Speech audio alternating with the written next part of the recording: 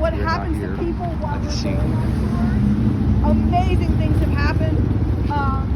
Let's see, just recently, those of you who have the meter has, for the last 2 weeks, been going off on this building that's not part of our tours. I'm like, what's up?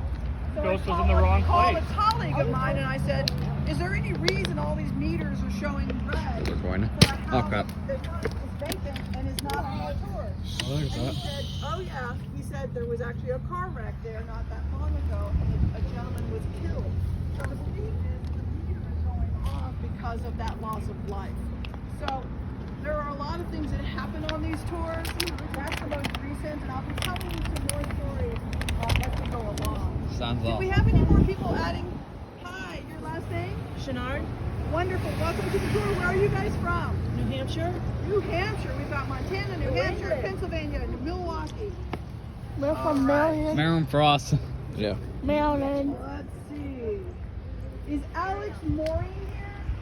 Right here. Yay, Alex, thank you. Hello. Where are you from? North Carolina. Yes, we got another state represented. We're from And Maryland. is Hannah Bieber here? Hi. Yay, welcome you guys. Where are you from? Maryland. Where in Maryland? Elkton. Elkton. Maryland. Awesome. I'm from Carroll County, Oh. Westminster, Maryland, not far from here. Is Sarah Artuhibet here? Sarah Artuhibet. It's still a little early. We need to give her a few more minutes to get here. I think if we were walking up with a dog. Oh, really cool. Just give it Really cool. Don't start taping it. Are you taping? Turn it off because you're going to use all your. Yeah. You're going to use all of your. I'm about to, like, no, he likes it. He's going to stand there. Just let me zip it up closer. What did you say? We should make up a story that you guys are on the tour because something Your, like, video. Half it got dumped out on the ground. Yeah. What did your water? Yeah.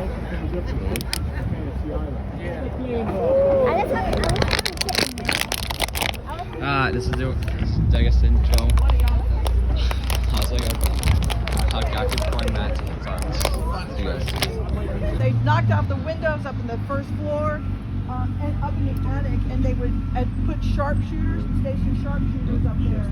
And as I told you before, behind this house was one of the biggest makeshift graves.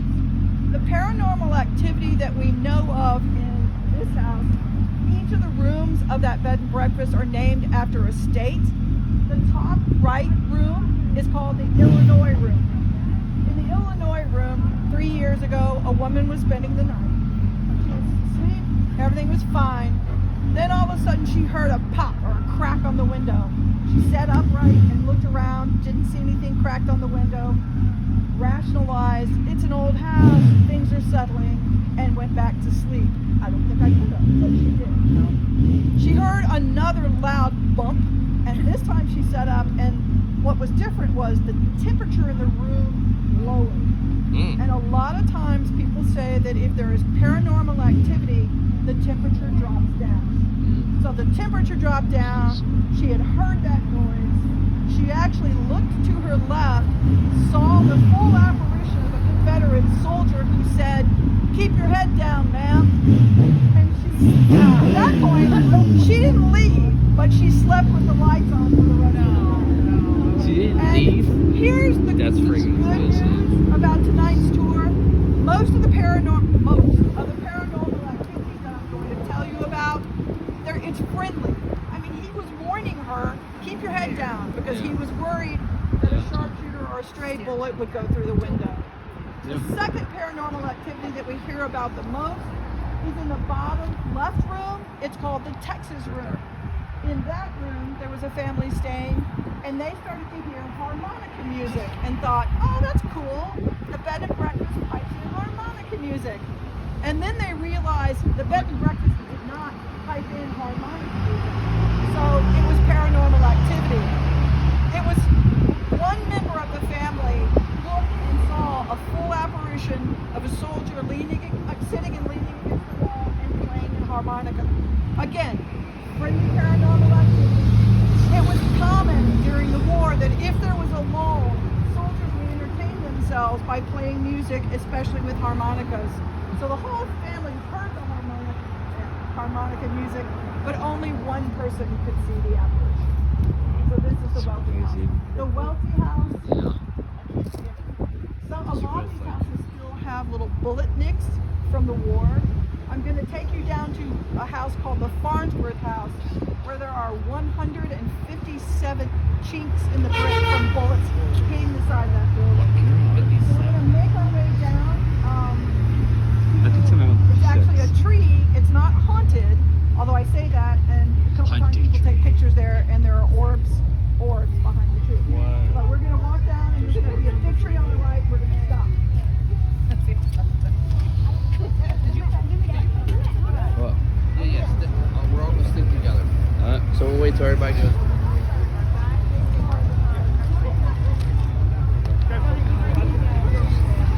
One girl there. You guys can all go.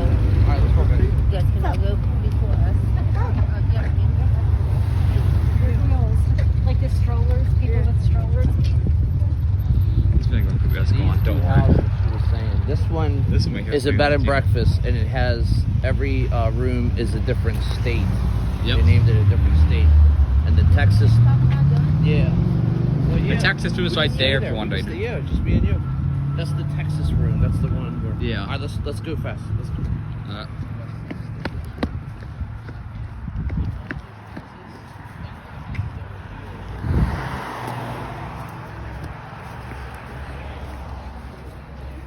So we're going to stop here, but we're going to eventually make our way to this tree. Let me get everybody gathered around. How are the scooter boys doing? Hi guys. Okay. So, folks, I want to call your attention to the tree that's right there. We're going to go next to it soon. It looks like another group is there.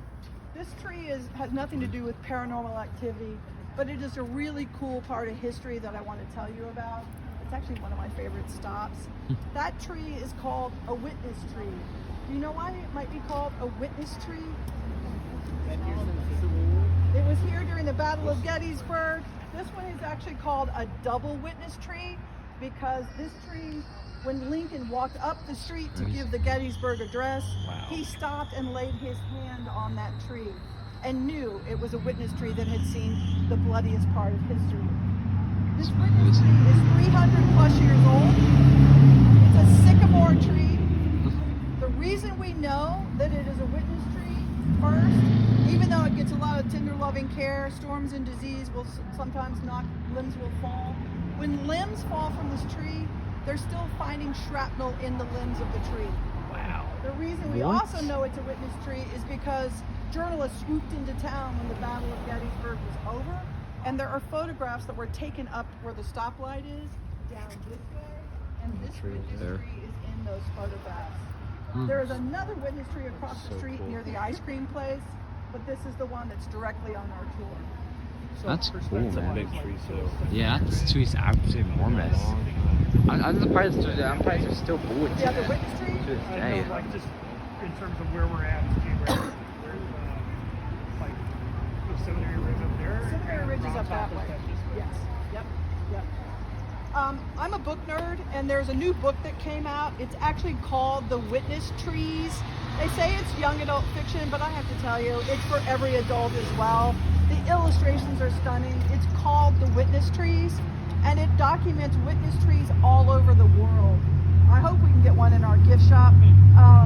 But it has one witness tree from Gettysburg, but it has one that was up in the National Soldiers Cemetery, and it's no longer there. So I always talk to people about this tree because it's here now, but if you come back, you know, with future generations and relatives, I don't know that the tree will be here. So we will walk by it. I'm hoping we can walk by it. My one question: why don't you just make it like a thing that like, has to stay here, like make it a piece of history and make it so people cannot cut it down? Well, they won't cut it down. What happens is sometimes storms wipe the Oh. trees out, Mm. and occasionally disease gets into them, especially sycamores. So that's really what tends to take them down. Makes sense. Yeah, it does. So you guys, we're going to go ahead and we're going to walk on the left side of the sidewalk away from the tree. But if you get a chance, look at the base of it. It looks exactly like a great big elephant's foot. And then take a moment to look up. I love the lighting tonight too. So take a moment to look up into the tree as we pass by. One of 17 witness trees still in Gettysburg. 17. Wow. That's a wild tree. Oh, goodness tree. We're on the road again. We're walking. Yep. It is like this. I'm the one. I don't know, Sabrina. All day. I feel totally fine.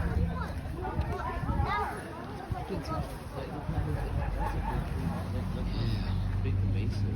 Yeah, that's a big tree.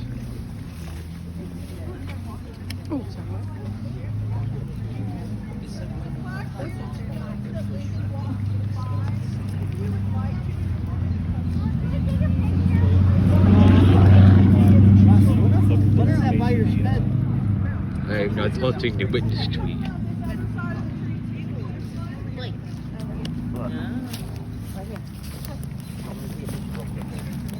You guys seen a Take my picture with the tree. That's the tree guy.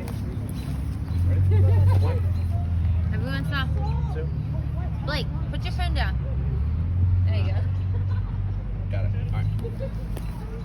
Also, I'm very taping all of this from right here until the thing ends, so yeah. That's crazy. Look Crazy. how good my pictures are on my phone now. It's gotta be in our sentinel. It's gotta be in our witness queue right I there. just got a brand new phone, so like the pictures, I don't know, they look good. Tree. Tree.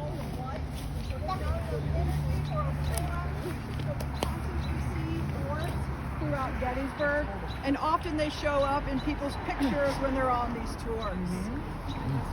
Some of the orbs. Oops. Oh yeah, ghost orbs. Yeah. Yeah, I'm not taking Little that. white circles. Maybe I've seen in the video.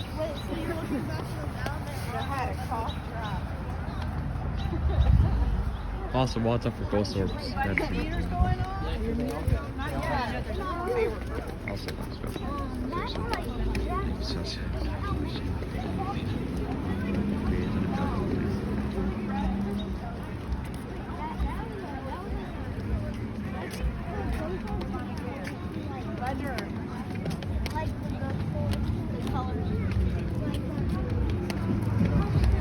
well, here we go.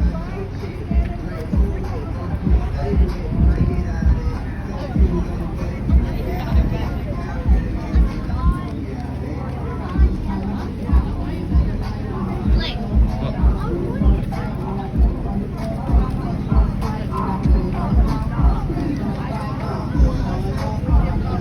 Every time I hear something different. It is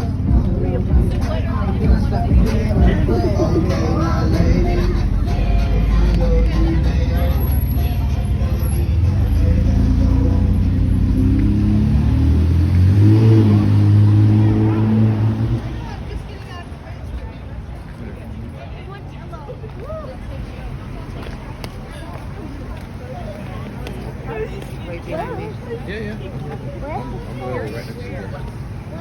Where's the,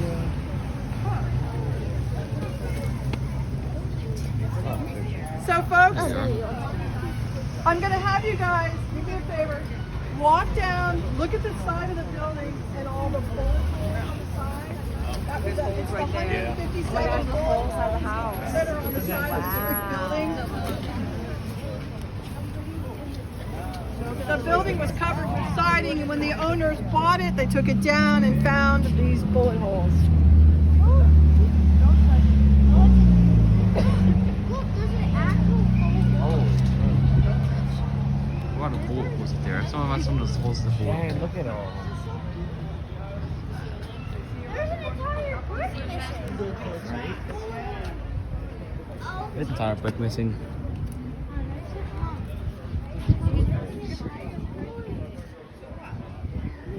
Yeah, like, so the fighting, like, they were coming down a hill. You know what I mean? Like, Yeah. I feel like village, like.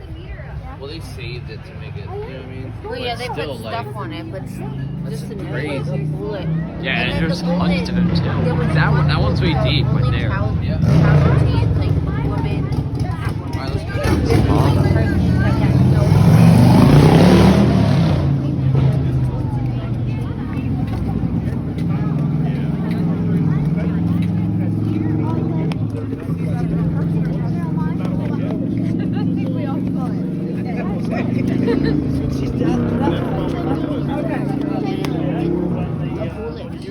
So, folks, let me tell you a little bit about the Farnsworth house. And actually, just to let you guys know, the gentleman who just passed by is the son of the Schultz family who bought the house. And the And he full goes, corner. "Oh, let it go that close." I'm like, "Okay, sorry." So anyway, this is the Farnsworth house. It is the most haunted house in Gettysburg. This one right here. This one right Wow. here. The Farnsworth house also, it was used as a sharpshooter station. So Union soldiers were here, broke out the windows, positioned guns outside, and would just pick off as many of the enemy as possible.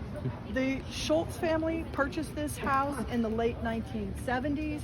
When they purchased it, they did exactly what they achieved. They created a very quaint bed and breakfast.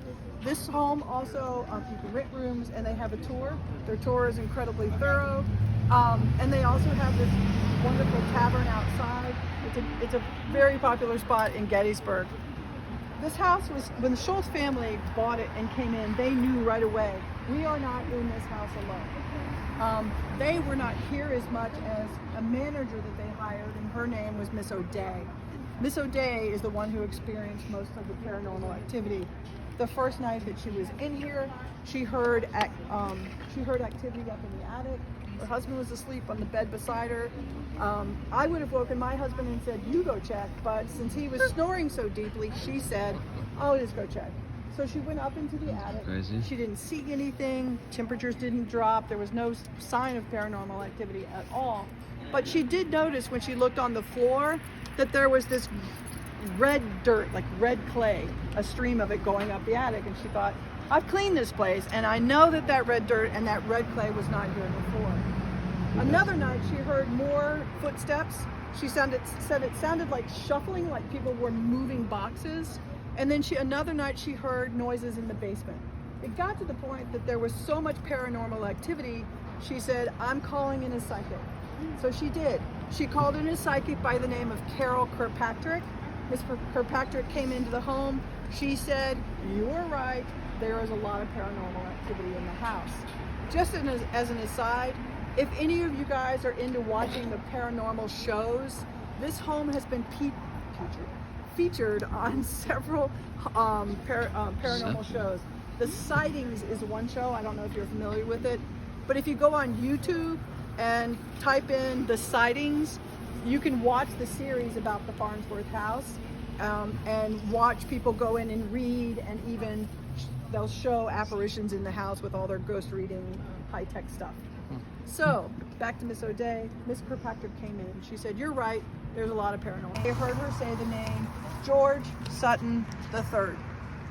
Then Miss Kirkpatrick said, there is paranormal activity linked to a woman who is nurturing and kind. I know her name is Mary, but that's all I know. She said, I'm also picking up a reading from a guy. His name is Walter. And Walter is not very nice. He doesn't like women. Now, whether he had a bad relationship with his mom or bad relationships with girlfriends, nobody knew, but they knew Walter was here and not very nice. And those were the three things that she told Miss O'Day. O'Day was very curious, so she did some research. She found the different regiments that came into town. She found out that there was one group from Georgia. She actually found the roster of the soldiers that were in that regiment. And on that roster, she found the name George Sutton III. So she's convinced, and everyone is convinced, that that is indeed, and when he comes back, that it's George Sutton III. That red clay that I told you about, the red dirt, Georgia is known for its red clay and its red dirt. So that also convinced everybody that it was George Sutton III. The only interaction that we've heard about lately as far as paranormal activity in this house actually involves people that were on tours, and one colleague of mine that did go on their tour and stay here. So the first thing that happened was there was a group in here on a tour, and one woman in particular started going, ouch, ouch. And everybody's like, what? And she said, something is pinching my ear. And everybody's like, whatever.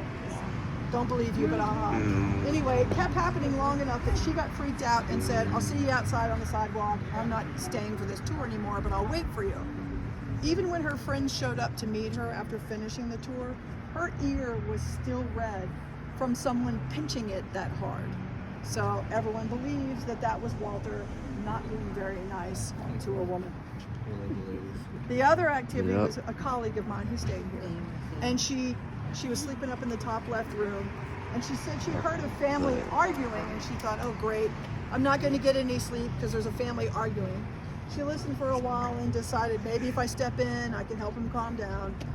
She stuck her head out in the hallway and said, may I help you? And they said, no, we've got everything under control, we'll be quiet. She said, okay, cool. Went back to bed. It didn't get quiet, it got even more loud. So she went out and stood in the hallway and said, please tell me what's happening.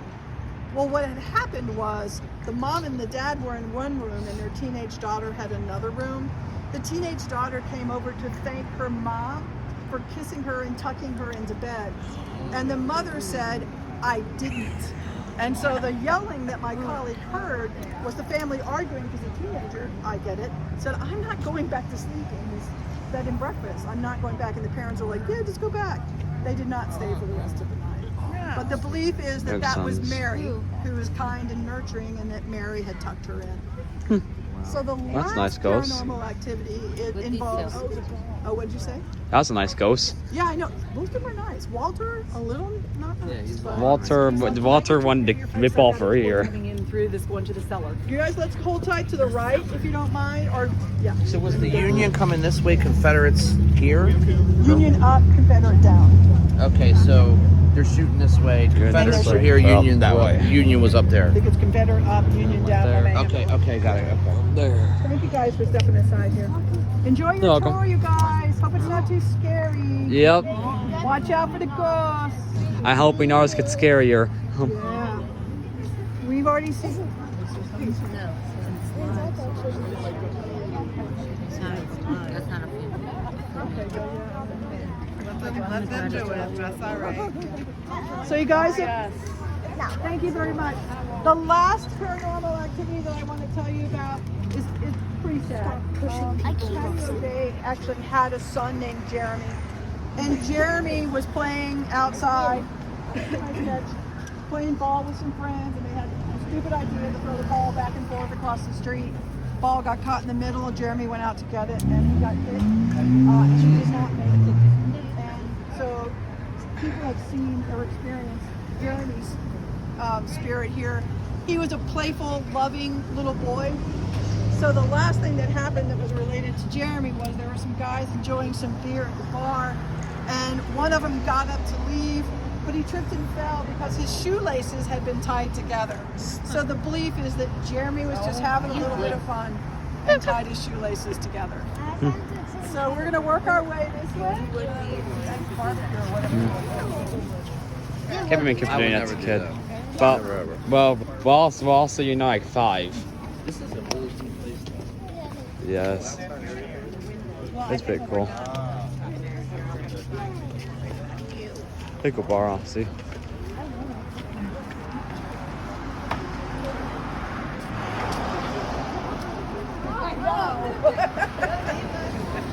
I want to see some. Lots of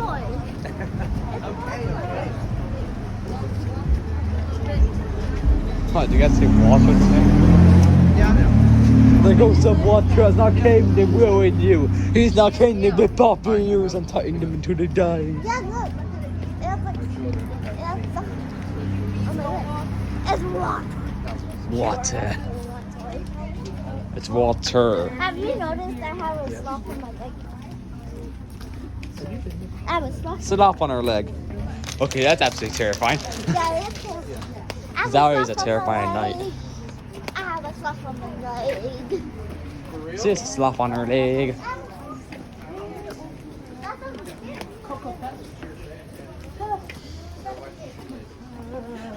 I can bring to make it for the same. So yes. Tour basements where the belief is that the paranormal activity is higher there because that is exactly where the body is laid to rest for so long and makes you crazy. There's also ghost hunting tours where they give you all the equipment. I stopped you here because I want to talk a little bit about this house. This is the John Rupp house, R-U-P-P. Mr. Rupp, when the battle broke out, Mr. Rupp said, I'm going to write it out in the basement. And he went down to the basement with his wife and children. And very soon after the war broke out, he realized that was a really dumb decision. It was chaos. Union and Confederate soldiers roared through his house. Sometimes they broke out windows and fired. Some grabbed mattresses to sleep. They looked for food. It was chaos. It got worse, but first thing he did was when the battle lulled enough, he took his wife and children out and safely across the street to the Brick House Inn. And at the Brick House Inn, there were other wives and children. When they found enough safe time, they moved them out, up back, and into a safer town. But Mr. Rupp decided he was going to come back and be true to his word and ride out the Battle of Gettysburg in his basement. It reminds me a little bit of when there's a big flood coming or a hurricane and they give you a warning and say, evacuate your homes. And there are some people, and I get it, but some who cling to the porch thing and say, I'm not going, I'm staying with my house. Well, Rupp was that guy. The good news is Rupp made it out alive, but it was hell for him as he listened to everything happen upstairs.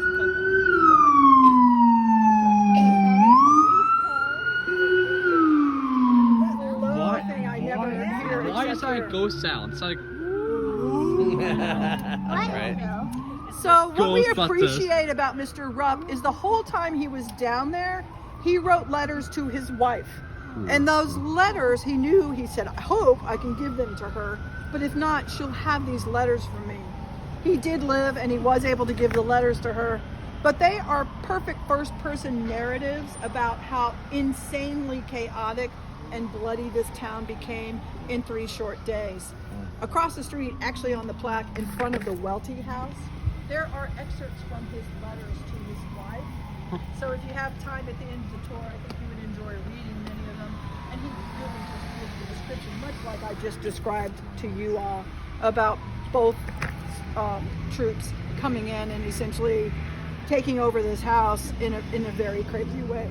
All the homes that were here were destroyed because of the war, either through gunfire or soldiers needing to use them for places to stay or places for safety when they shot. So. See, ladies, you wanted to be good. That man was hiding a bunker right here. George, like little Jeremy, loves to play pranks. And George tends to bother only people on the 5th floor. If you really want to experience George, go ahead and reserve room 539. There was a gentleman staying in room 539 3 years ago, and during his stay, right away, things started happening. He didn't tell his wife, which I'm like, I would have told my husband right away. But the first night, his phone, even though his phone was off, kept ringing and ringing and ringing.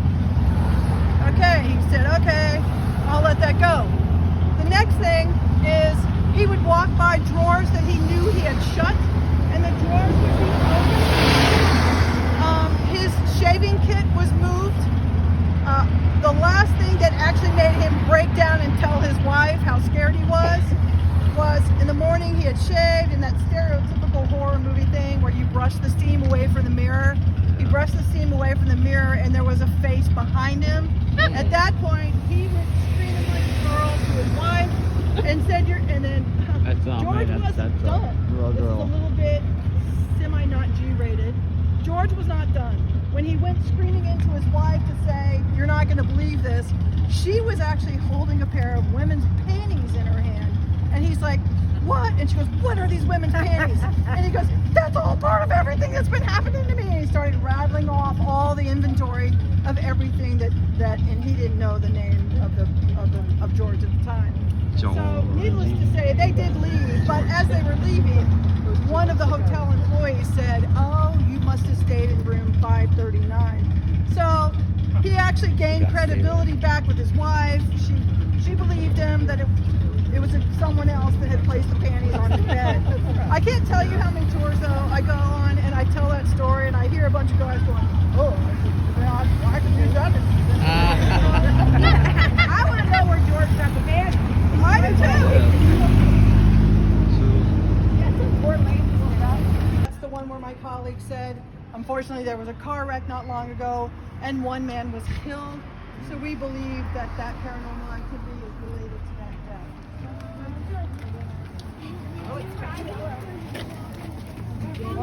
It's happening. Let's go home now. Oh my God. It's happening.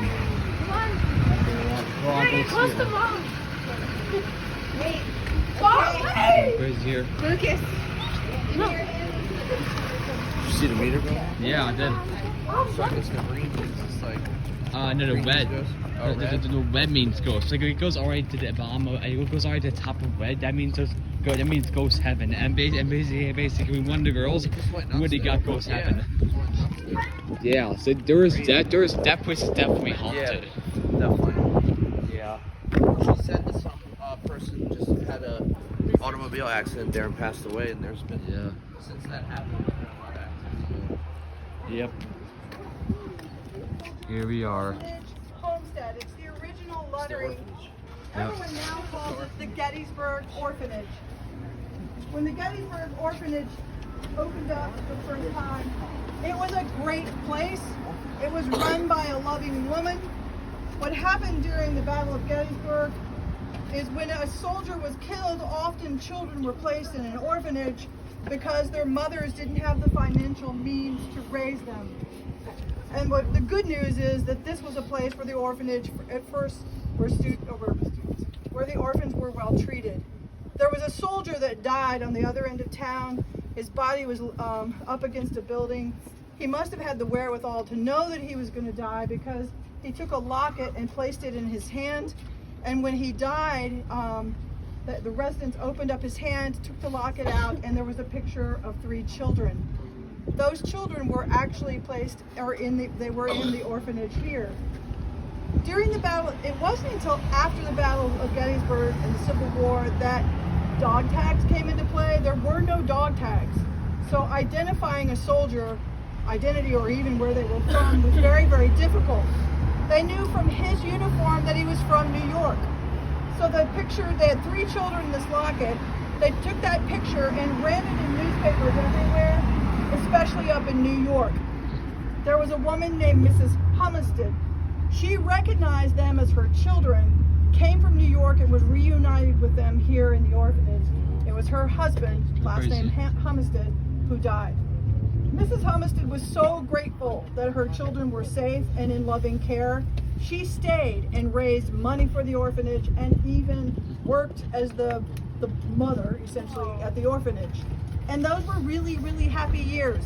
Everybody in Gettysburg remembers the children out playing, especially out in the backyard. There's just joy emanating from the orphanage.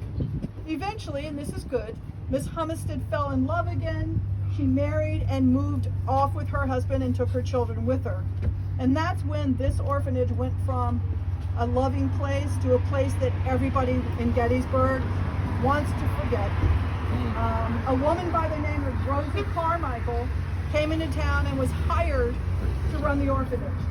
I'm going to tame the story down a little bit because we have a lot of youngsters with us. But Miss Carmichael horribly abused the children, and I will not give details. There is a basement where there are signs of what she did, including chains on the wall. It was a horrible, horrible thing. And one night, some men were walking by. They heard crying in the backyard. They went back, and in the shed, they found a young boy who was barely strong enough but told them what was happening at the orphanage. Miss Carmichael was put through the court system. You guys be really careful with the street. I lose sleep at night sometimes about that. She went through the court system, but back then there was not the raised awareness about signs of abuse. And so she got a $2 fee and went back to her job. Wow. Well, as we adults know that people like that continue to do things like that, and it elevated even more. Eventually, another child was able to escape from the front door, clear from everything, all signs of that child, that even worse was happening. So this time the town said, we are not going through the court system, and like a mob of Gettysburg residents came up and ran Carmichael out of town. There was further speculation that a smaller group of people took her up to a bridge that is haunted on the other end of town and took care of some business from that bridge, which invites some other additional paranormal activity. Rosa Carmichael did not physically come back to town, but there are reports of an apparition of Rosa Carmichael pacing the floor upstairs. She'll never go downstairs, she'll never go down to the basement, but pacing upstairs and pretty much having an adult tantrum, like slamming doors, like people kicked her out of the house. And then the very sad, other sad activity involves children, especially in the basement. There are people that say they hear children crying. There are women who've gone on the tour and said that they felt tugging on their jackets as if to say, please don't go upstairs and please don't leave me. So it shifted from a great place to one that truly, Gettysburg residents want to forget.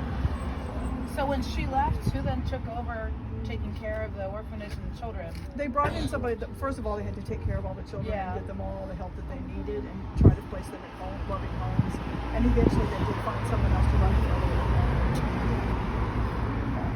So this is the orphanage, and again, the original memory. So I do want to tell you something funny, haha. I was given this tour 2 nights ago, and there was a woman who identified herself as someone who could see paranormal activity. And a couple things happened to her on the tour, but one thing that I remember was she was trying to take a picture of that lettering, and then I'm going to say a little baby cuss word. Am I allowed to say a baby cuss word? Also, when I heard her say, damn it, and I was like, what? An orb passed over that lettering, and she couldn't get a picture of the lettering because of the orb. She showed me the picture, and I'm not lying. I saw the orb also. My first cynical self said, it's just a low-hanging cloud, but there were no clouds, and so someone was having fun with her and covering up the We're going to make our way up to East Cemetery Hill, which is not very far. And I'm going to tell you a couple stories up there. I'm going to stop us on the way and tell you about this a wax museum, a Hall of Presidents wax museum that used to be up here. And there's one little ghost story related to that museum, and then we'll go all the way up to the gate. Off we go.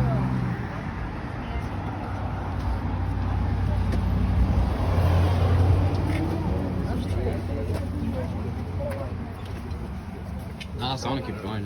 Yeah. It's not too scary anyway.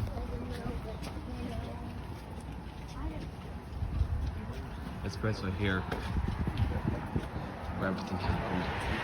I mean, just think about It's corruptions and sections.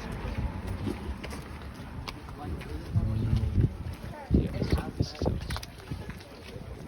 Stop it, Howard.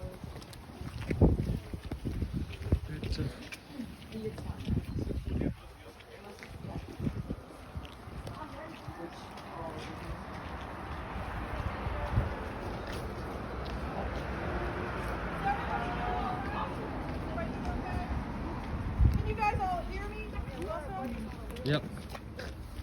So we just passed the house, this house. It used to be a wax museum, Hall of Presidents. Have any of you guys been in a wax museum before? I think some of you they're creepy in their own right. And this one was the Hall of Presidents, so it was all the various presidents over history. Well, there was a security guard that worked at the Hall of Presidents wax museum. And he had a pocket watch that his great-great-grandfather gave him. And he loved to brag about that watch. He kept telling everybody, hey, have you seen my watch? It's super, super cool. My great-great-grandfather gave it to me. You want to check out my watch? All of his colleagues are like, stop talking about the watch. We know it's cool. Well, the night this security guard was doing a night check. And he was down in the basement. And he came down to the basement, and then he realized he saw an apparition of a ghost. It was actually a wounded Confederate soldier. The Confederate soldier pointed to the guy's pocket where he always kept his watch, and he said, "Mine." And so that guy took the watch out and said, "Oh, here," and threw it on the floor. Well, the apparition disappeared, but the watch was still there. So the guy said, "Okay, I wouldn't," but he picked it back up, looked at it. It was a little bit scratched, but it still worked, so he put it back in his pocket. Well, for the next couple of weeks, all over the museum and near his desk and on stacks of paper, these Post-it notes started showing up with the word "mine" written on it. And he said, "I know that my colleagues are playing a joke on me. Ha ha ha, guys, stop putting Post-it signs all over here that say mine." And they're all like, "We didn't do it." So he didn't think of it, but he thought it was super weird. Same thing. He's doing night shift. He's down in the basement. The apparition appears again. And this time the apparition also says "mine" going to his pocket. That guy took the pocket watch out, looked at it again, realized that now it had scratched on it the word "mine." That scared him enough. He dropped it and actually quit his job and did not come back. I do not know what happened to that pocket watch. Speculation is that whoever the apparition was that really wanted it took it back, but I do not know. So, Wax Museum, Night Guard, did not belong there. I got one. I got the one. I didn't see it. Mine, I don't keep with mine parts. I want to get some. Yeah, let's see. East Art Cemetery, which is the cemetery for the residents of Gettysburg. You'll see different names of states. Since the Battle of Gettysburg, other soldiers have been buried here from other wars, and the states where they are from are represented on the two columns here. This house behind me is the superintendent's house. It is there's nobody living in it, but I do have to say, I always have debates with myself about whether there's a basement light. Half the time I come up here, the basement light is on. Half the time it's not. There's nobody living in there, and there's no timed light. So I'm like, ha ha ha. I'm here. Ha, ha. Yeah. Anyway, superintendent's house. Nobody living there now. So if you see anything happening in there, I don't know what to tell you. It's a ghost. There was a gentleman by the name of Weaver during the There's a Battle of dead Gettysburg. Soldiers who gave their lives to turn the flag, that he made a point to document where every single Union soldier was exhumed or unburied from in town and where they were moved to the National Soldier Cemetery. In addition to documenting where the bodies were exhumed and where they went, he kept meticulous record of the artifacts that were with them, if there were any. If family members came back, he made sure the artifacts got to them.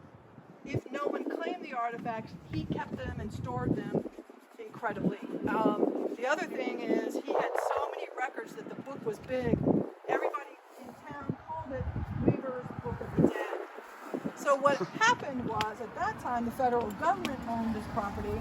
Eventually, ownership changed hands to the War Department and the state parks.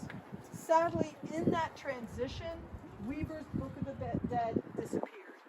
I've always thought if I could come back and go back to college, I'd do some kind of a history major or something, where my capstone project could be finding the Book of the Dead. Or, parts of it could be in Goodwill stores. You just don't know. But the Book of the Dead and even any of its contents have not been found since. The paranormal activity that I first want to tell you about is Littlestown is up this way, and he commutes to Gettysburg often at night on the way home. Comes in here at night for work. One night he was coming in his rearview mirror he saw an orb of light cross from that side to this side. And he's a true skeptic, so he's like, nah, nope, that was somebody's flashlight. Anyway, it happened again not long after. Again, just an orb of light, that side to this side. Eventually he saw a full apparition of a soldier, a Union soldier. And the belief is that his name is Greg Thorne. Thorne's wife, Elizabeth Thorne. Mr. Thorne managed the cemetery until he was drafted. When he got drafted, his wife took over, Elizabeth Thorne. Elizabeth Thorne did an incredible job. In fact, she's noted in history for digging as many as 165 graves by herself in 3 weeks, and she was 6 months pregnant. She is my honored God. in this cemetery with a beautiful tombstone. So the that is a belief woman that it's deserves a Mr. tattoo. Thorne crossing the road to be near his wife Elizabeth Thorne here. The other thing, I've mentioned orbs and full apparitions. There are two other forms of paranormal activity. One of them is related to smell. And during after the Battle of Gettysburg, it was really, really hot, and all the bodies started decomposing. The livestock was decomposing. The smell was so bad that you could smell it in neighboring towns. The people of Gettysburg would take pieces of cloth and cover it with vanilla and peppermint and hold that cloth up through their nose so they wouldn't vomit. There are times, and this has actually happened to me, when you're up in this area or even sometimes downtown, where all of a sudden you're going to smell vanilla and peppermint. And that's an example of a ghost remnant. So we've got the light, we've got the sense of smell. What is that, a black cat? What? What's what? You guys see? Yeah. Oh. Yep, our cat. It's a big cat. Actually, one thing. Maybe we're gonna decide to see a ghost because of that. Oh my goodness. I don't know if she saw an apparition or what. Well, I would tell you, I go, I was actually telling the women here that in the ice cream parlor, the guy told us that there was a ghost cat in his ice cream parlor. Oh, that's So, cute. anyway, another remnant that people have talked about is hearing. Some people hear cannon fire, which is actually a remnant of paranormal activity. It's not actually cannon fire. 2 weeks ago, I was giving this tour, and I got to that point where I said, some people hear cannon fire. Cannon fire went off right when I said it. And I was like, did y'all hear that? And they were like, yeah, we heard it. So, smell, peppermint, vanilla, and cannon fire. I have one more story to tell you about this area. And this involves on the other side of the cemetery, there's a campground. And often Boy Scout troops camp there.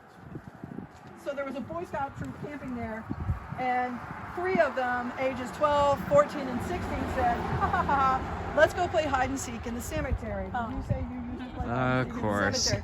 And I'm thinking, why would you do that? Anyway, the 3 boys went out to the cemetery, and of course, 12, 14, and 16, guess who got picked to be the counter and the seeker? The poor little 12-year-old. Is there anybody who's close to 12 years old in our group here? Yeah. She is 12. Are you 12? Yeah. Okay, so anyway, that little boy started counting in the cemetery. 1, 2, 3. Eventually he started kind of creeping himself out. So he sped up his count and said, ready or not, here I come. So he looks around the cemetery for a while, and it doesn't take him long to realize that his friends have left him alone. So he starts making his way back toward camp. He hears crying, a little kid crying. And because he's a scout and a good person, he's like, I'm going to go find out who's crying and see if I can help. Well, eventually he saw, sitting on the ground, cross-legged, a young child looking down and crying. So he went up he got closer and said, may I help you? No response. Got a little bit closer and said, no, really, I want to help you. No response. Then he got super close, and then it wasn't a kid. It was an apparition that looked up. An eyeball was hanging out. He was completely wounded. That poor 12-year-old hightailed it back, screaming to the camp, found his friends and said, what? Where were you? And they said, we got scared 2 seconds after you started counting and went back to camp. So the lesson of this is twofold. 1, don't play hide and seek in a cemetery. And 2, pick better friends that are not going to abandon you when you play hide and seek. Yeah. So last week I was giving a tour and it was 17 Boy Scouts, right? So I started to tell that story and I noticed they were rowdy throughout the tour, like hitting signs as we passed by and talking. And all of a sudden they got quiet. Well, it turned out that they were actually camping. So I was like, why are you guys? And they're like, we're not going back to that campground. Anyway. That's pretty funny. All right. So we're going to make our way down, and I want to get to a safe spot far away from this hill that we can safely cross the road. We're going to cross the road and work our way back down to the brick house. I have one more place to show you. It's called the Jenny Wade house. All right, so we're gonna work our way. But I don't want to Let's go check out Jenny Wade house. So you got it. If you did activate my Jenny Wade house. Hey, look, an art ghost tour. So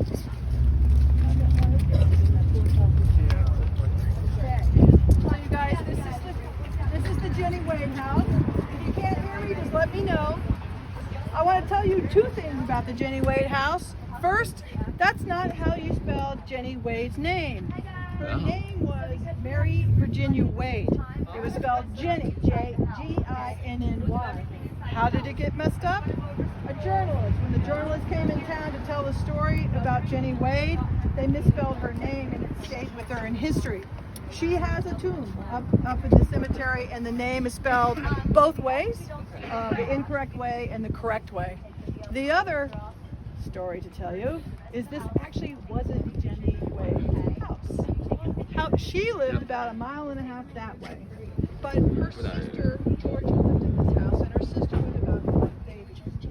So Jenny Wade decided that when the battle broke out, she wanted to be with her sister, so she came here to help her out. Jenny, all the soldiers loved her. Everybody in Gettysburg loved her. Here is the sad fact. There was only one civilian killed during the Battle of Gettysburg, and it was Jenny Wade. And Jenny Wade loved it because she would make homemade bread and bring homemade bread and fresh water out to the soldiers, no matter what side they fought on. So that's what we have in tribute to her here. So Jenny Wade came here, and when she was making bread in the kitchen one day, a bullet went through the building, hit her in the heart, and she died instantly. Wow. Soldiers actually stopped what they were doing to help move her body down into the basement, where they could put her and lay her in vigil and pay as much respect to her until they could get her body up into the cemetery where it is to be revered. The paranormal activity that happens in this house is actually related to that basement area. Jenny Wade had a father who loved her very, very much, loved all of his daughters and wanted to protect them. Unfortunately, he struggled with mental health issues and eventually was placed in what was called the alms house at the other end of town. He eventually passed away there, and the belief is that his spirit comes here, and they've seen it down in the basement of this building where her body was laid to rest, standing as if protecting her in spirit. There was once some chains that circled the area where her body was laid, and tourists reported signs of that chain moving without anybody being nearby, and not moving like you kind of expect chains to move, but kind of in hunks. And they all kept saying it just didn't move like you'd expect chains to move. So the sighting of her father, the movement of the chains, that's the biggest paranormal activity here. I'm a folklorist by trade, so I love things like this, and that is the superstition that's linked to this house. The hole where the bullet went through that killed her still exists. If you go on the tour that they offer, you can participate in the superstition, which is if you put your ring finger through the hole and you are not in love, the love of your life, you may not recognize that person right away, but the person you will love for the rest of your life will come into your life within a year. So there was a night that our tour, we had tours over there. My colleague was over there with his tour group, and they heard tons of screams, and they weren't like ghost screams. They were screams of joy, because across the street, they heard the joy. This gentleman had taken a woman on a first date, and on the first date, she had put her ring finger through that hole. They dated for a year. He brought her back, and this time when she put her ring finger through the hole, he dropped down on a knee and said, "Will you marry me?" Aww. So my colleague heard the screams were all the excitement about her getting engaged. So the Jenny Wade house. And this is a really great place to come back and visit. They have a gift shop and all kinds of stuff too. So folks, this is actually where the tour ends. I'm of course going to walk down to the Brick House Inn, but I want to thank you all very, very much. You will either get a link by email or something, but I want to give you a card that has my name. If you had a good time, would you give me a good review? I kind of have fun with those reviews more than anything. But otherwise, I hope you guys enjoy the night and have a safe trip back. I want to make sure I collect all the meters since I gave them out illegally. Thank you guys very much. Thank you. And here's my card. Thank you very much. Thank you. Thank you. Yeah. Thank You gonna grab one? you. Thank you guys. Have a good time. Did you have fun? You did a great job. Thank you. Oh, thank you so We'll much. leave a review for you. Oh, thank you so much. I gotta say, I will be weighing a My 10 bad. out of trillion. Oh, thank you so much. You're welcome. Thank you. Thank 10 you. out of a And here's a little card. Yes, unmassing of lumber. I know that's right. Thank you. All right, we gotta go this weekend. We gotta go this weekend. And I hope you guys enjoy Gettysburg. Are you staying another day? Hello, so I doubt also because I got my face on screen. Also, see, I'm gonna be on camera, so I don't raise my damn park camera. It's really nice. So, yeah, we're here's some dip. Bye, guys. See you later.